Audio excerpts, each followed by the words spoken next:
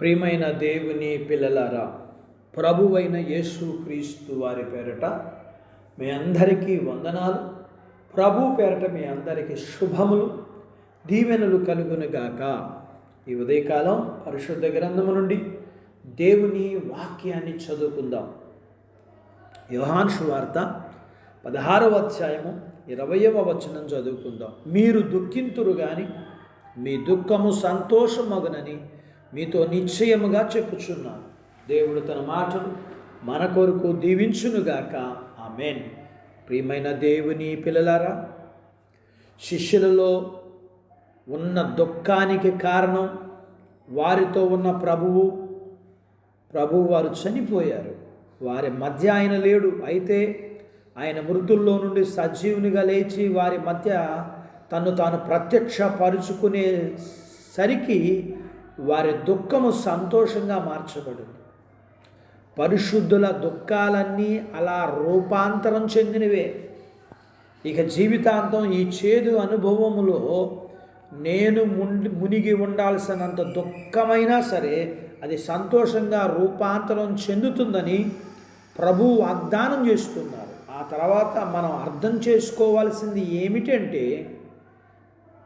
అధిక దుఃఖం అధిక సంతోషంగా రూపాంతరం చెందుతుందని ప్రభువారు వాగ్దానం చేస్తున్నారు. ఆ తర్వాత మనం అర్థం చేసుకోవాల్సింది ఏమిటి అంటే, మన దుఃఖాలు కొండలాంటిగా ఉంటే వాటిని ప్రభు శక్తి ఆనంద పర్వతాలుగా మార్చేస్తుంది. దుఃఖం ఎంత చేదుగా ఉంటుందో అంత మధురమైన సంతోషంగా మార్చబడుతుంది.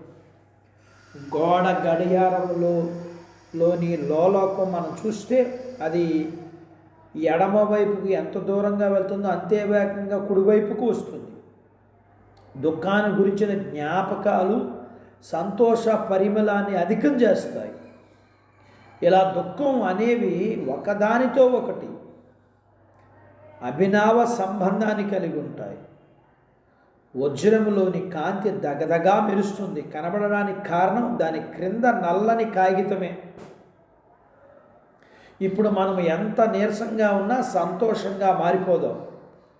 మన ఆత్మలో కృంగిపోయిన స్థితి ఎంత కాలం ఉండదు. త్వరలోనే మనం సంతోషించే వారిలో ఒకరమవుతాం.